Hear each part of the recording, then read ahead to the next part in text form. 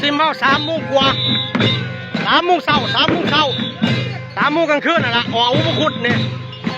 ตอนนี้ก็ได้เคลื่อนเข้าวัดแล้วสำหรับคนใดอยากมาดินมะม่วนกับมาได้มีเบิดผู้ใหญ่เล็กน้อยวัยรุ่นหนุ่มสาวนี่ละมามวนกันได้บ้านพุทธซิมเมาจัดอีกปีนี้มวนสุดเอายองคนเนี่ยหลายคนหลายเอาดิเด็ดถ่ายคลิปปีนี้ตั้งใจมาถ่ายคลิปมึงแน่คนพี่น้องเอ้ยนี่3 โมงคืนยังมุ้ยคนนอนได้นี่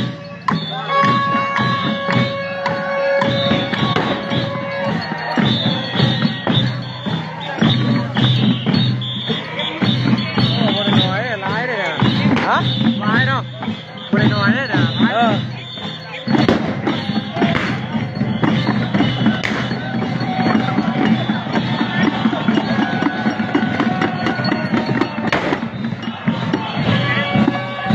นี่แหละสายยาคำว่าสายเลือดพุทธซิมน่ะนี่แหละพี่น้องเอ้ยมีสายยาอะไรสายยาสายเลือดพุทธซิมมันนี่แหละ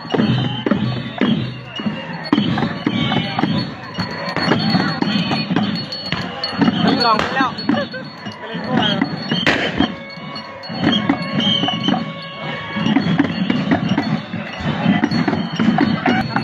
เอามามวนมาซื้อน้ำกันได้เด้อนี่3 โมงกลางคืน3 โมงคืนออกเอาอุปคุต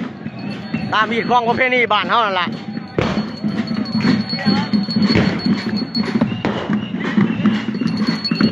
เฮ้ยบ่าวสิงห์อยู่มาเสริมหมดนี่นะโคตรเลยบ้านเขาไปพูดได้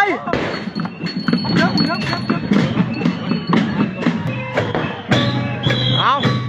นี่แหละตัวนี้กำลังอ้อมหัวแจก3 หอบจะได้ออกไปเอาอุปคุตเนาะเอาดิบ่าวนี่ถ่ายคลิปไปพี่น้องทั้งเทพบุญไทยเบิ่งบุญบ้านเฮาสายเลือดย่อมเข้มข้นกว่าสายน้ำเอาสายเลือดพุทธซิม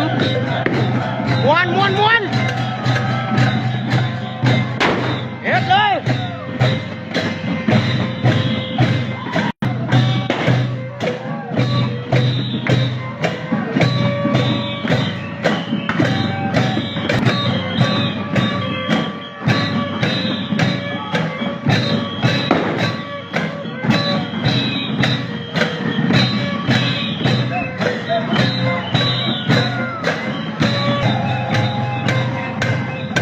มาดิเดี๋ยวถ่ายคลิปอ้อมหัวแจกไอ้เบิ้งแล้ว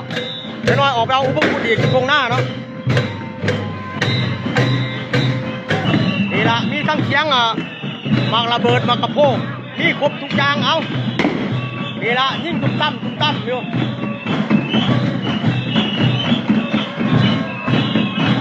เอาตอนนี้กำลังได้หอบนึงแล้วว่าจะครบ3 หอบแล้ววุ่นในกันย่างวุ่นได้พอละ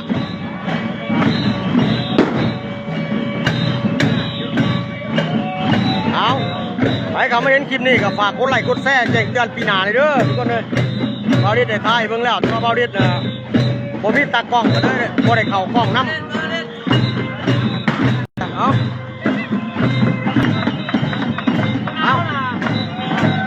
ได้ถ่ายเบิ่งแล้วมีวัดคุณาคุณตายักษ์บ้านไหลบ้านยาเนี่ยอยู่นี่บด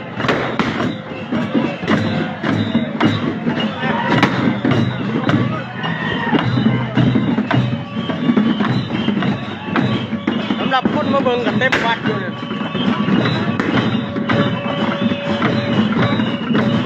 วัดจัดคนใหญ่อยู่คนคือโกนร้ายเลยคนน่ะเราเห็นคนใหญ่อยู่คนทั้งไม้ใส่เต็ม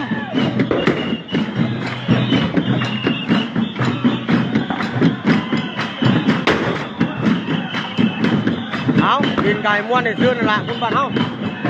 เอาอันนี้มันก็เป็นตากล้องเอาเนี่ยโอเค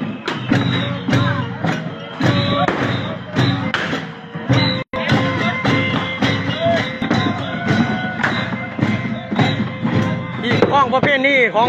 บ้านพุทธซิมเมาเนาะมันบ่ป้าบ่ถิ่มหรือว่าได้เห็นเอาไปมาดินบุญบักไผ่พุทธซิมกายอยู่ดีมีแห้งเย็นเป็นสุขภาพร่างกายแข็งแรงนั่นละเอา ร่ำรวยสุขคนเด้อบริไทยพ่อไหนไส้